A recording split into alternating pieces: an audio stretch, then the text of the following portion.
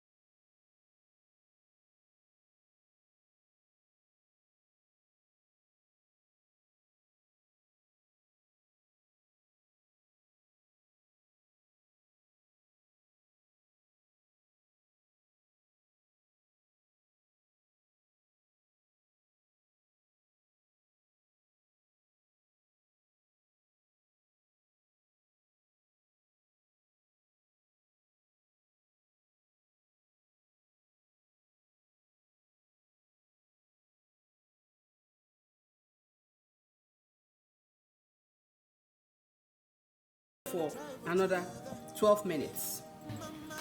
Finally, guys, you see the soup is ready. It's ready.